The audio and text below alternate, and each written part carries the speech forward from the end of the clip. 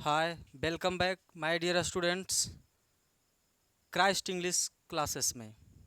जैसा कि मैंने आपको बताया था कि आपको हर एक लेसन को सीरियल वाइज आपको मैं टीच करूंगा, लेकिन सॉरी, क्योंकि 2 दिनों से मेरी तबीयत बुखार लग गई थी, इसीलिए मैंने रोक दिया था क्लासेस। लेकिन पुनः हम कंटिन्यू हो गए, क्योंकि हम आपसे वादा करते रहते हैं कि जितना आप मेहनत मेरे साथ करेंगे, जहां आप पसीना बहाएंगे वहां हम खून बहाएंगे। तो उन्हीं सारे चीज़ों को देखते हुए हम आज पुनः आपके जो क्लास छूटे हुए हैं उसको पूर्ण करने के लिए चले आए। तो हम बातें कर रहे थे sweetest love I do not go में। मैंने आपको एक सेक्शन पढ़ा चुका हूँ जिसमें कि मैंने बात किया था आई टेक तक के। उसके बाद हम आगे की ओर की जब बात करेंगे तो हमें आगे की ओर जब जॉन्डन साहब की हम पोएम को आगे फॉरवर्ड करते हैं तो वहाँ से बोलते हैं अपने वाइफ एनामोर से, बोलते हैं कि चिंता मत करो, बोलते हैं कि मोर विंग, क्या बोलते हैं my dear students, more wings and, बढ़िया से देखिएगा हैंड राइटिंग, अगर आपको दिक्कत हो तो आप समझते चलिएगा, क्योंकि ये जो बोर्ड है हम अपने घरों में आज सेट किए हैं। मोर wings and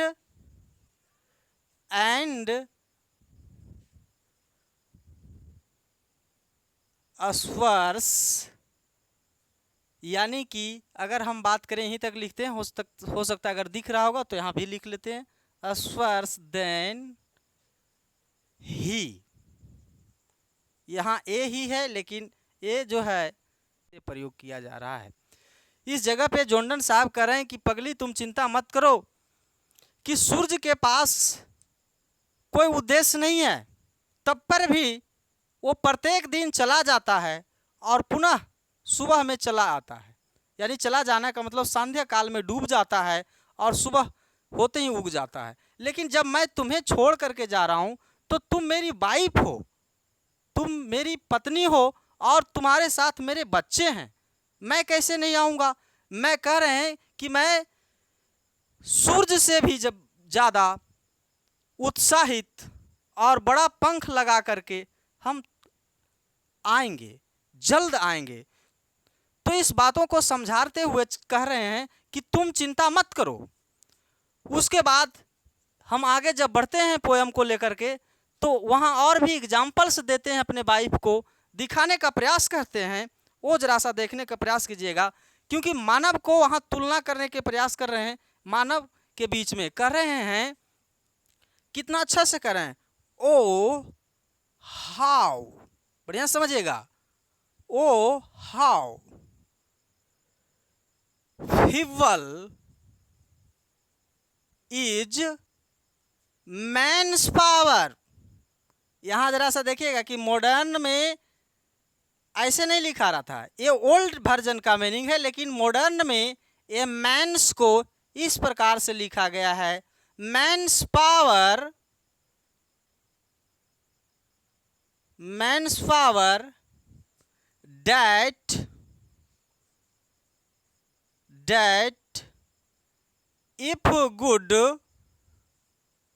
that if good fortune fall। बढ़िया से समझेंगे, चूंकि आप अगर स्पीड चलेंगे तो चीजें अच्छी आनंद नहीं देगा, समझने का प्रयास करेंगे, समझते हुए चलेंगे। यहाँ जॉन्डन साहब कह रहे हैं अपने पत्नी से, कह रहे हैं सुनो, हाउ, ओ हाउ फीबल, कह रहा है हाय रे, हाय रे, मानव की शक्ति कितनी कमजोर है। कह रहे हैं हाय रे, मानव की शक्ति कितनी कमजोर है। फीबल का अर्थ होता है बेटा कमजोर, कमजोर। कह रहा है मानव की शक्ति कितनी कमजोर है। If that good Fortune fall, Fortune का मतलब होता है भाग्य, लक, किस्मत। कह रहा है यदि किसी व्यक्ति का अच्छे समय या उसका भाग साथ देना छोड़ दे, उसी बातों को बता रहे हैं कि अगर किस्मत उसका साथ देना छोड़ दे तो क्या होता है। तो आगे बोलते हैं कि अगर उसका किस्मत साथ देना छोड़ दे तो हम लोग क्या होते हैं, कहते हैं आगे कि कांट या कैन नोट ऐड, स्पेलिंग को जरा सा देखेंगे, ये हमारा ओल्ड वर्जन का स्पेलिंग है, कैन नॉट ऐड। और मॉडर्न में अभी आप लोग ऐड पढ़ते होंगे, बच्चे के जैसा मैथमेटिक्स में ऐड पढ़े होंगे, ऐड एन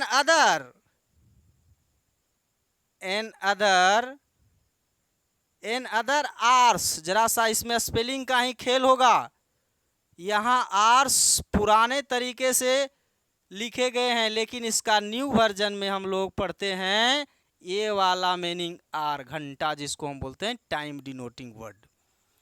कहता है आर्स, उसके बाद कहते हैं nor a lost, nor a lost are, फिर उसी प्रकार के मीनिंग को प्रयोग किए, लेकिन हम मीनिंग यहाँ इसी को लगाएंगे आर। स्पेलिंग आपको दिखना चाहिए, हो सकता है अगर आज क्लीन ना हो तो माफ़ कीजिएगा, हम प्रयास करेंगे आपको इसको क्लीन करने के लिए। कह रहे हैं उसके बाद कह रहे हैं रिकॉल। अब जरा सा समझने का प्रयास कीजिएगा। रिकॉल कह रहे हैं कि अगर मनुष्य की जो भाग्य है, तकदीर है, थोड़ी सी अगर साथ ना दे तो क्या होता है। कहते हैं कि अगर हम 1 घंटा भी अगर काटने का प्रयास करें दुखों की घड़ी में, तो 1 घंटा भी कटना मुश्किल होता है। देखिए कह रहे हैं ना, अगर हम अपने दुखों की घड़ी में add cannot add another are, कहता है अगर हम उसमें 1 घंटा भी अगर जोड़ दें ना, जोड़ नहीं सकते, उतना सह नहीं सकते हैं दुखों को। वाइफ को समझाने का प्रयास करें कि हम उतना दुखों को सह नहीं सकते हैं। आगे जब वो बढ़ते हैं तो समझाने का प्रयास करते हैं, फिर कहते हैं इसको मिटा ले, ऊपर मिटा लेते हैं।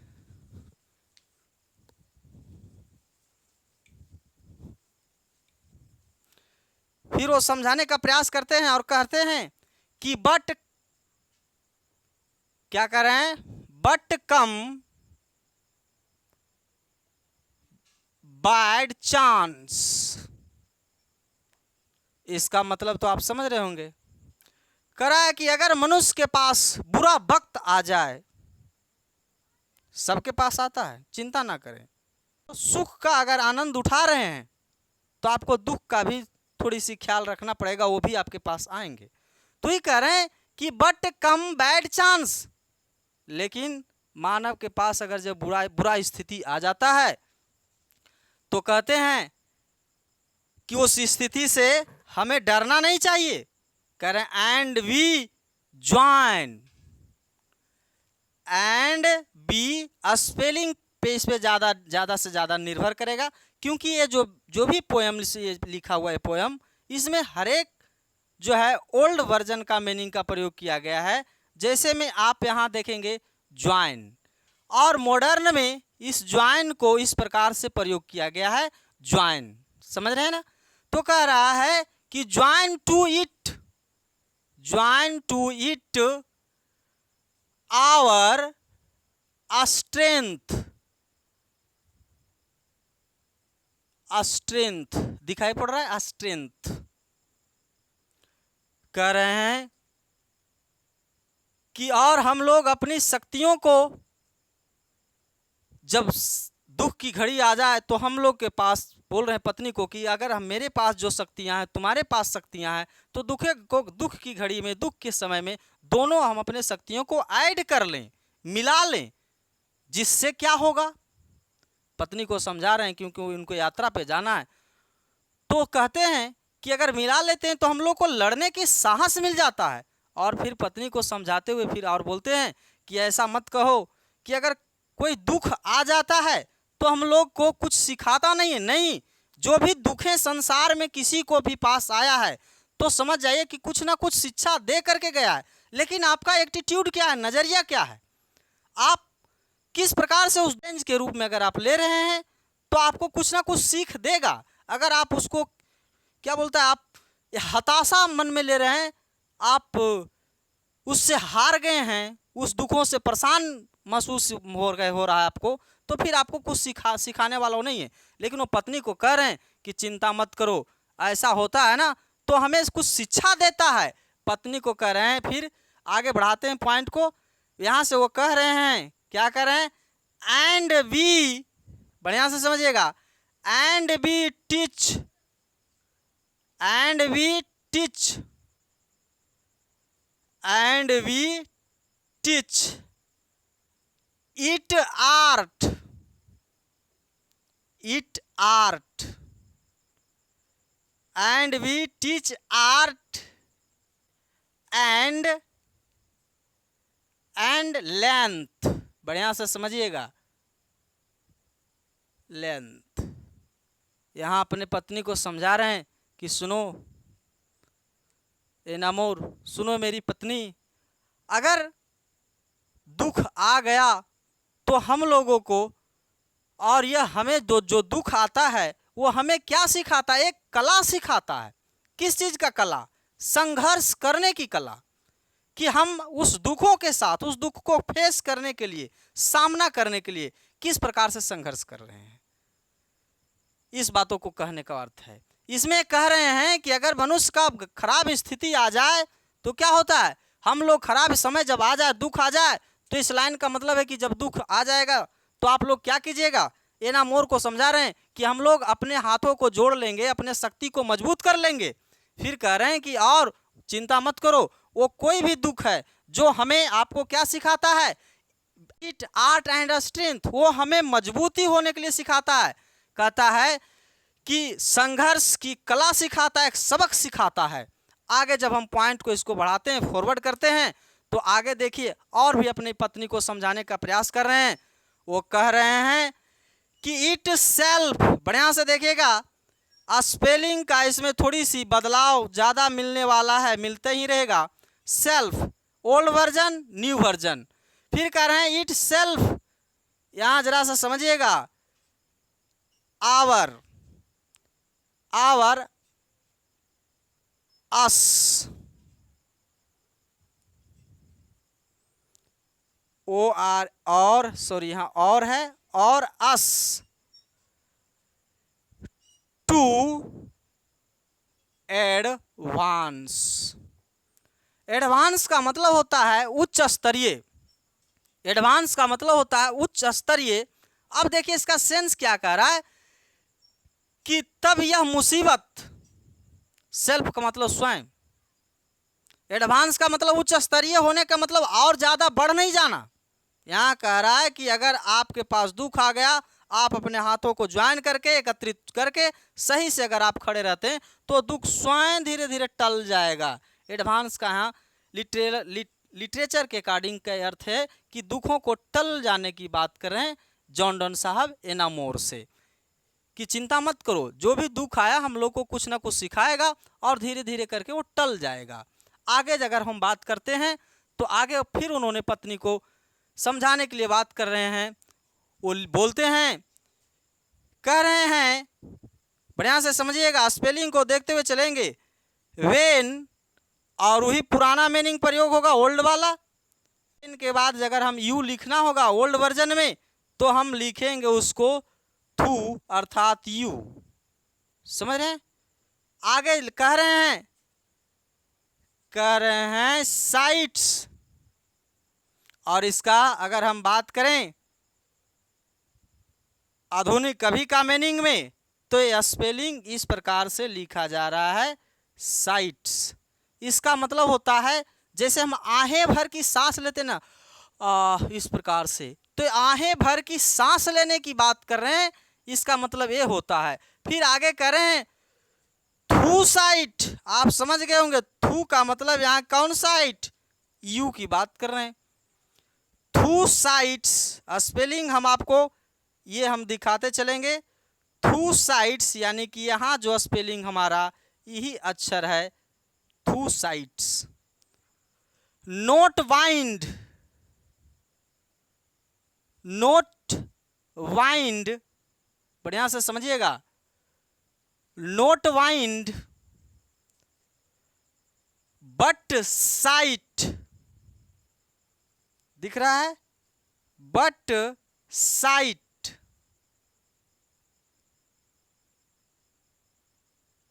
But sight,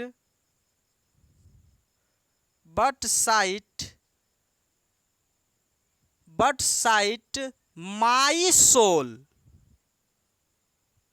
but sight my soul. यहां स्पेलिंग ए वाला होगा लेकिन मॉडर्न में लगाएंगे सोल। कह रहे हैं कि मेरी प्यारी महबूबा, जब तुम आहें भर के सांसें लेती हो ना, कह रहे हैं जब तुम आहें भर की सांसें लेती हो तो सांस में नोट वाइंड, हवाएं नहीं, तुम मेरी आत्मा को ही खींच लेती हो। अपने पत्नी को समझा रहे हैं, इसीलिए तुम इतना जो है सांसें, आहें भर के सांसें मत लो, ऐसा लग रहा है कि तुम मेरी आत्मा ही खींच रही है। उस सांस में तुम हवा नहीं ले रही हो, मेरी आत्मा को खींच रही हो। एनामोर को समझा रहे हैं। आगे जब हम प्रयास करेंगे फिर पुनः हम पोयम के अगले सेंटेंस को देखने में, तो देखिए आगे फिर अपने वाइफ को क्या बतलाते हैं, फिर वो समझाने का प्रयास करते हैं। इस बार तो सांसें की बात किए, अगला बार वो कहते हैं कि वेन थू, बढ़िया से समझिएगा, वेन थू ब्रैकेट में यू, वेन थू यानी कि ब्रैकेट थू का मतलब मॉडर्न का मीनिंग क्या लगाएंगे, यू। बिप्स्ट स्पेलिंग देखिएगा, अभी का मीनिंग में ए चल रहा है, बिप रोना। बिप का मतलब क्या होता है, रोना।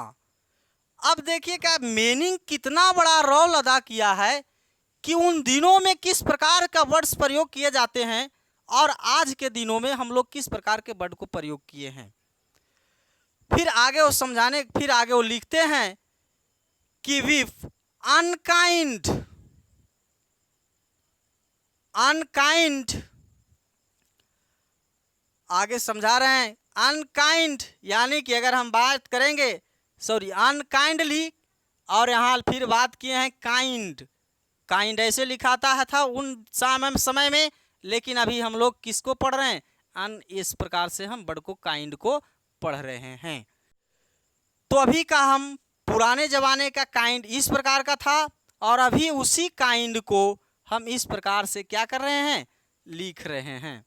तो आगे जब देखते हैं तो आगे फिर कहते हैं कि माई लाइफ्स, बढ़िया समझिएगा, कह रहे हैं माई लाइफ्स, बढ़िया से देखिएगा, माई लाइफ्स ब्लड, ब्लड का मतलब रक्त या खून, कह रहे हैं माई लाइफ्स ब्लड क्या होता है, वो कह रहे हैं कि डोट होता है, यानी कि अभी का मीनिंग में हम कह सकते हैं dote. DK, dote DK, bracket इसको हम कर रहे हैं क्योंकि ही मीनिंग अभी मॉडर्न में से है। डीके, डीके, डीके का मतलब होता है नष्ट होना, क्या हो जाना, नष्ट होना, समाप्त होना, क्षय होना। अपने पत्नी को बता रहे हैं कि क्यों मुझे सता रही हो, जब तुमने लंबी लंबी सांसें लेती हो तो मेरी सांसें में हवा नहीं, मेरी आत्मा खींचती हो, और जब तुम रोती हो तो रोने में क्या होता है, तुम्हारा एक एक कतरा जो बहता है आंसू खून का, वो उससे हमारे शरीर का एक एक खून का कतरा को लगता है कि नष्ट हो रहा है। मत रो मेरी प्यारी पत्नी, मत रो। समझा रहे हैं कि तुम चिंता मत करो, क्यों रो रही हो, ऐसा इस प्रकार से समझाने का प्रयास कर रहे हैं कि जब तुम रोती हो ना तो एक एक खून का कतरा नष्ट होता है हमारे शरीर का। आगे फिर समझाने का प्रयास कर रहे हैं, जो जरा सा देखेंगे, कह रहे हैं it can not be, it can not be that थू, अर्थात मीनिंग हम क्या लगाएंगे, यू, नष्ट, डैट थू यानी यू। कह रहे हैं आगे जब हम बढ़ाते हैं यू के बाद, तो यहाँ पुराने जमाने में किस प्रकार का मीनिंग था, लव्ड, अभी का मीनिंग बन गया है लव। आजकल के इस मीनिंग से भाली भांति आप परिचित होंगे। पता नहीं कि शब्द में क्या है, कुछ लोग को नजरिया ही इसको देखने का गलत है। लव, अगर हम बात करें तो लव एक ऐसा शब्द है जो कि पवित्र शब्द है। खैर, हम उसको आगे बात करेंगे। हम अपने पॉइंट पे चल रहे हैं आगे। देखिए, फिर समझाने का प्रयास करें। लव्स्ट का हम मॉडर्न में लव लिख दिए। अब फिर वो पुराने मीनिंग का प्रयोग वही किए हैं। यहाँ लिखे हैं मी, लेकिन मॉडर्न का मीनिंग मी।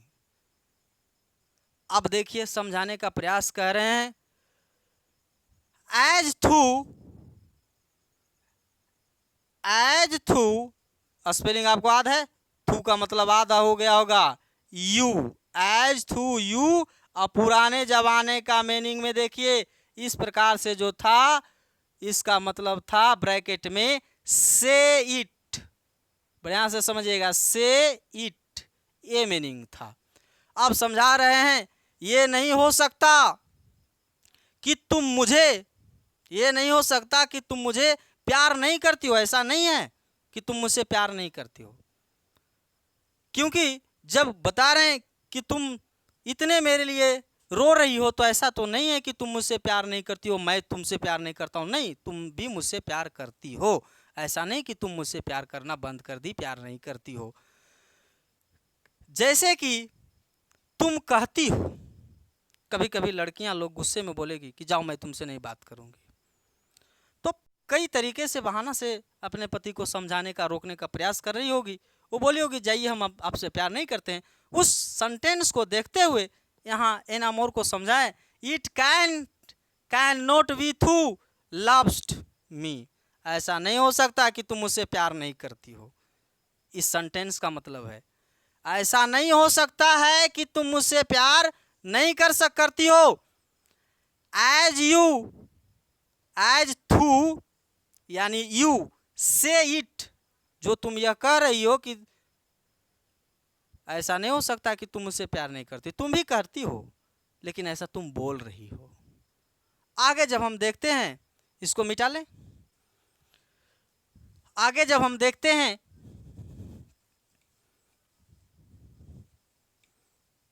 चलिए आगे हम देखते हैं इस बातों को। फिर लिखते हैं, इफ इन थाइन। क्या लिख रहे हैं? If in थाइन। बढ़िया से समझिएगा, इफ इन थाइन। थाइन का मतलब होता है आधुनिक मीनिंग में योर। बढ़िया समझिएगा। फिर कह रहे हैं माई लाइफ।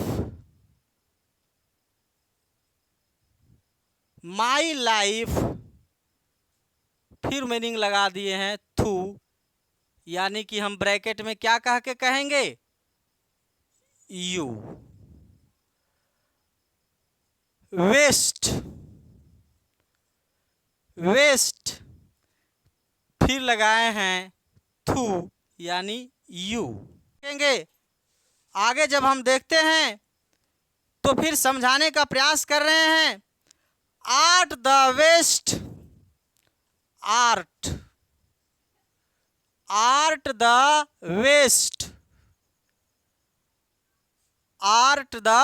वेस्ट। जरा समझने का प्रयास कीजिएगा। अपने पत्नी को समझाते हुए कह रहे हैं, art the west of me. बढ़िया से समझिएगा, ऑफ मी। इस मी का चर्चा यहाँ ओल्ड वर्जन में, लेकिन अभी का मीनिंग यहाँ चलेगा। अब समझा रहे हैं कि मैं तुम्हारे पास, कह रहे हैं कि ठीक है नामोर, अगर तुम नहीं जाने के लिए बोलती हो, तो अगर मैं तुम्हारे पास बैठा ही रहूंगा, बैठकर अपना जीवन नष्ट कर लूं, क्या ये मेरे लिए बेहतर होगा या अच्छा होगा? बताओ। ये नामोर को कह रहे हैं कि तुम नहीं जाने के लिए कह रही हो, ठीक है, मैं नहीं जाऊं और अपने जीवन तुम्हारे पास ही बैठ करके नष्ट कर लूं, क्या ये तुम्हारे लिए अच्छी चीजें हैं और मेरे लिए भी बेहतर होगा लाइफ के लिए? आप जरा सा सोचिए। आज अगर कहीं काश आपकी पत्नी आपको इस प्रकार से रोके, तो आप गुस्से से समझाएंगे, लेकिन राइटर को देखिए कितने बढ़िया से समझाने का प्रयास कर रहे हैं, इतने मधुर शब्दों से उसको समझाने का प्रयास कर रहे हैं ताकि वो अच्छी तरीके से समझ जाए। क्योंकि एक वो दिन था जिस दिन हमारे जॉनडन साहब एना मोर के लिए जेल गए थे, और आज उसी पत्नी को किस प्रकार से उत्तेजित होकर के समझाने में उनके कोई क्षमता नहीं था। जब भी जो भी शब्दों का प्रयोग कर रहे हैं एकदम नम्रता भाव से प्रयोग कर रहे हैं, समझाने का प्रयास कर रहे हैं। तो फिर कहते हैं लेट नोट था, लेट नोट, कुछ लोग इसको दाय भी बोलते हैं। आगे जब हम बढ़ेंगे तो इसका मीनिंग योर्स होता है, याद रखिएगा, योर्स। डिवाइंग,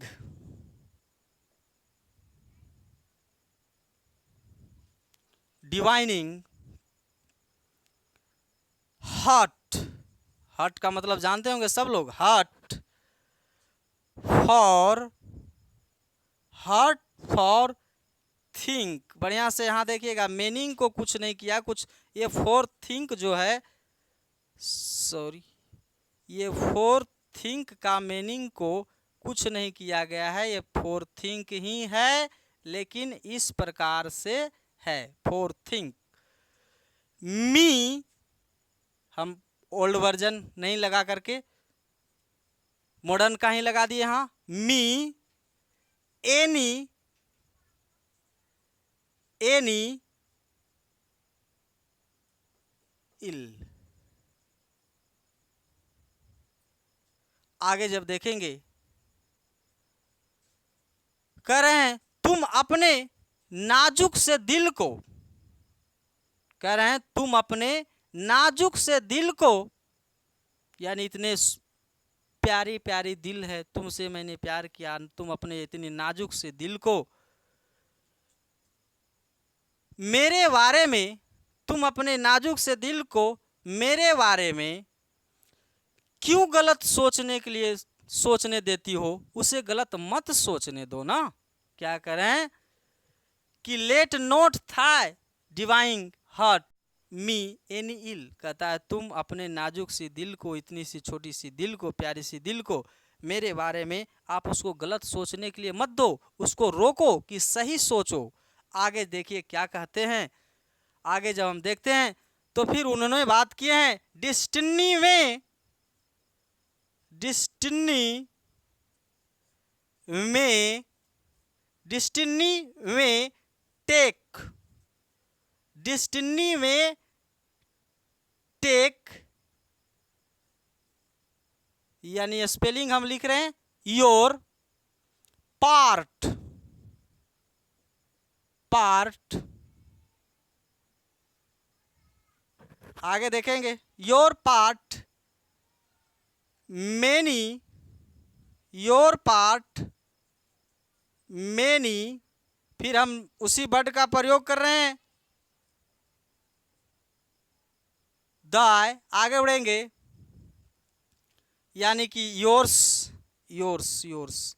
आगे जब देखते हैं तो यहाँ कर रहे हैं फियर्स, फियर्स फुलफिल। देखिए पत्नी को समझाने का प्रयास कर रहे हैं, फुलफिल कह रहे हैं कितना जो तुम बुरा मेरे प्रति सोच रही हो उसके बारे में बता रहे हैं कि भाग तुम्हारा साथ दे दे और शायद जो तुम सोच रही हो वो सारे बातें सच हो जाए तो क्या होगा। अगर मैं जा रहा हूं और तुम्हें लग रहा है कि मैं जाऊंगा, कहीं रह जाऊंगा, कुछ मुझे घटना घट जाएगा तो तुम अकेली हो जाओगी।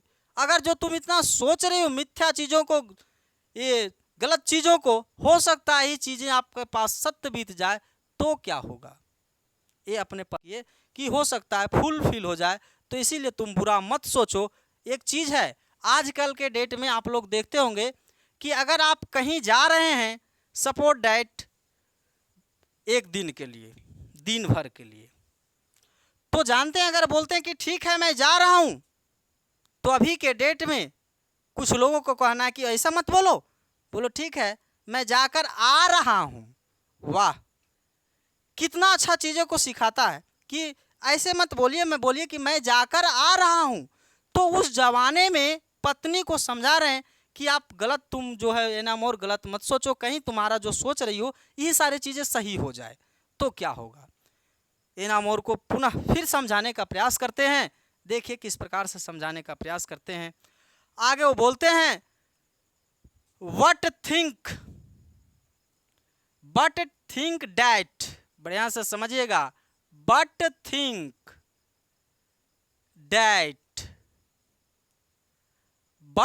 थिंक डैट बी, यहां स्पेलिंग ओल्ड लेकिन लगाएंगे मॉडर्न, वी आर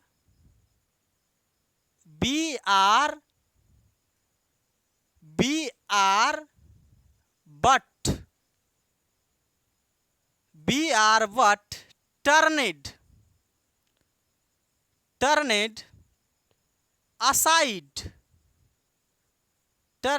aside, बढ़िया से समझिएगा, turned aside to sleep,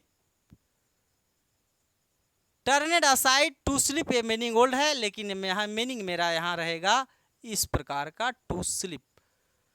पत्नी को समझा रहे हैं कि अरे पगली, लेकिन तुम इतना सोचो कि हम दोनों एक ही बेड पे कर रहे हैं, बट थिंक डैट भी, इतना सोचो, are but turned aside to sleep, कहता है ऐसा सोचो ना कि हम दोनों एक ही बेड पे सोए हुए हैं, लेकिन दोनों सिर्फ अंतर क्या है कि हम अपना करवटे जो हैं असाइड्स, करवटे, ये टर्नेड का मतलब होता है बदला हुआ होना। कह रहे हैं कि इतना सोचो कि हम क्या किए हुए हैं, करवटे बदले हुए हैं, बस कुछ दिन गए, समझ जाना कि साथ सोए हुए हैं लेकिन करवटे बदले हुए हैं। आगे जब हम देखते हैं तो समझाने का प्रयास फिर क्या सेंटेंस में कहते हैं, आगे कह रहे हैं, जो जरा सा देखेंगे पुनः, कह रहे हैं दे हु वन, बढ़िया से समझिएगा, अंतिम लाइन है ये, अंतिम लाइन है, इंपॉर्टेंट लाइन है, पूरे सारांश में इसको जरा सा समझने का प्रयास कीजिएगा, यानी कि हर एक चीज़ों को इसमें जोड़ का प्रयास किए हैं और अंतिम लाइन का बात कर रहा हूँ। They who one another, ठीक है, ये आर है, ई आर, बढ़िया समझिएगा, they who one another keep alive, बाबू रे ध्यान में रखना, एक कीप ओल्ड वर्जन का, अभी का मीनिंग का कीप ये चलेगा। कह रहे हैं कि जरा सा ध्यान दो कि they who one another keep alive, फिर कह रहे हैं, अच्छा, फिर कह रहे हैं नेवर पार्टेड वी, होना, टुकड़ा होना। पत्नी को समझा रहे हैं अंतिम अस्टंजा में, कह रहा है कि सुन लो, अगर मैं चला जाऊं तो बस ये कहना, they who one another keep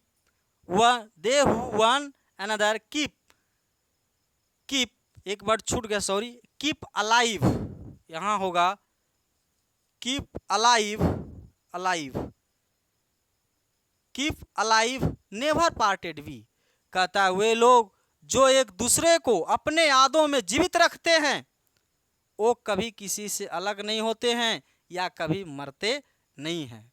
ये हमारा जोंडन साहब का फर्स्ट लेसन का मैंने आपको टीच किया, और मैं आपको इस लेसन का जितने भी क्वेश्चंस आंसर्स होंगे उसको मैं इसी प्रकार से आपको टीच करते चला जाऊंगा।